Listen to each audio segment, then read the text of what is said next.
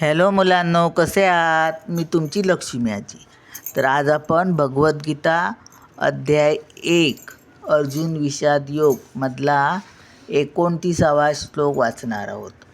आपले 28 श्लोक झाले, 29वा वाचणार आहोत आणि त्याचे शब्दार्थ पण समजून घेणार आहोत. सुरू करूया आता. वेथ युष्य शरीरे मे रोमहर्षश्च जायते गांडीवं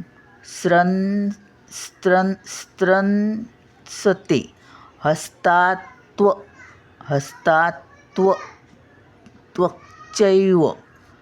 परिदह्यते. तर ह्याचा या शब्दार्थांचा अर्थ इथे दिला आहे. तर जरा आता समजून घेऊया आपण. बघा,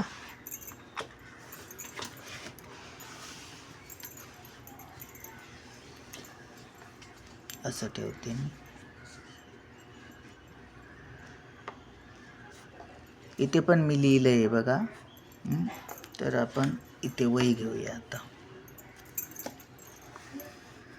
वेपतुहा, काय वेप दिसतंय ना, वेपतुहा, हे बघा इथपर्यंत.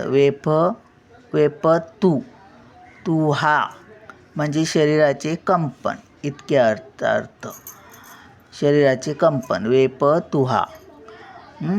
च म्हणजे सुद्धा. हा जो च आहे, या च मध्ये जो च आहे त्याचा अर्थ सुद्धा. शरीरे म्हणजे हे शरीरे म्हणजे शरीराला, या शरीराचा. मे म्हणजे माझ्या, हे मे म्हणजे माझ्या. रोमहर्ष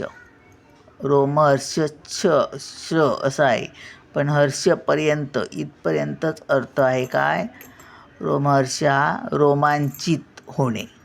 रोमांचित होणे. आणि हा च आहे, त्याचा अर्थ आहे सुद्धा. आता जायते म्हणजे उठले आहेत.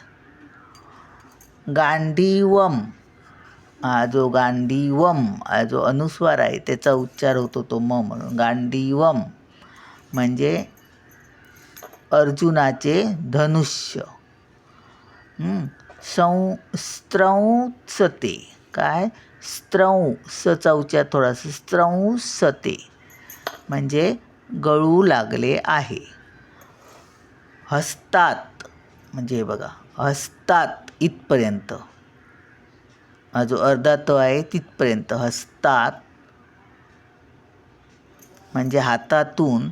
आणि त्वक, हे बघा, हा जो अर्धा एक, हे दोन डबल त अर्धा आहे, दोन वेळा. हा अर्धा त इकडे गेला हस्तात, त्याचा अर्थ झाला हातातून. आणि त्वक म्हणजे त्वचा. हा त्वक इथपर्यंत, अर्ध्या क पर्यंत. त्वक म्हणजे त्वचा. आणि च, हा जो च आहे त्याचा अर्थ सुद्धा. आणि एव, आता हे त्वक्चैव, एचा उच्चार येतो. त्याच्यातला जो ए आहे तो ए, आणि हा व त्याचा अर्थ आहे खचित. काय त्वचा, खचित.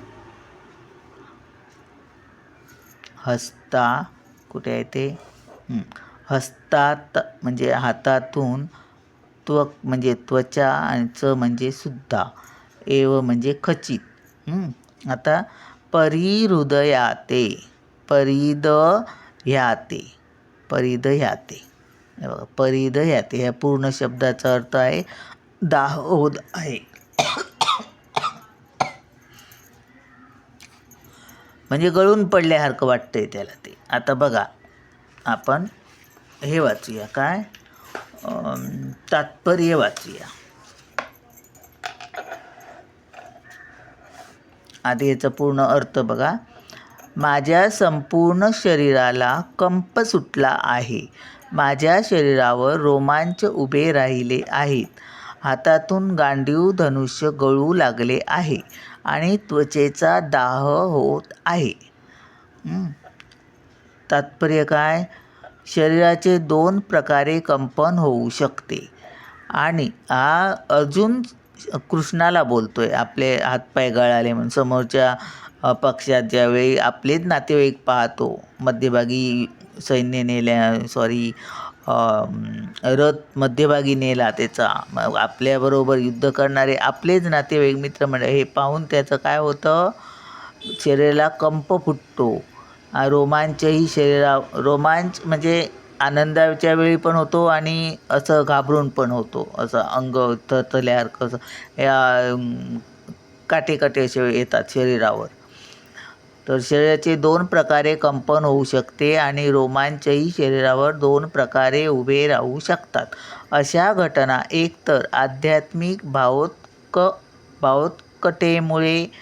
कटतेमुळे होऊ शकतात किंवा भौतिक परिस्थितीमधील अतिभयामुळे होऊ शकतात. हे बघा, दिव्य साक्षात्कारामध्ये मुळीच भीती नसते. या परिस्थितीतील अर्जुनाची लक्षणे ही जीवितहानीच्या भौतिक भयामुळे प्रकट झाली होती. इतर लक्षणावरूनही हे स्पष्टपणे कळून आले.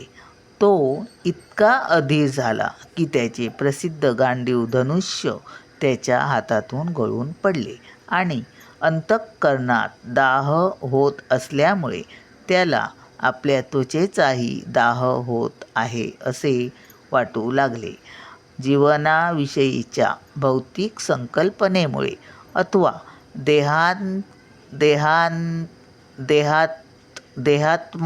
देहात्मबुद्धीमुळे या सर्व गोष्टी घडतात. तर हा आपला श्लोक 29 झाला. 30 आपण पुढच्या श्लोकामध्ये व्हिडिओत बघूया. तर हे त्याचे हातपाय वगैरे असे थरथरतात, गळून पडल्या, थकवा आल्या, म्हणजे काहीच त्याला समजत नाही की आपण कसं लढायचं आपल्याच आप्तेष्टांबरोबर, नातेवाईकांबरोबर, असं त्याचं होतं. बाकी पुढे बघूया. चला, बाय.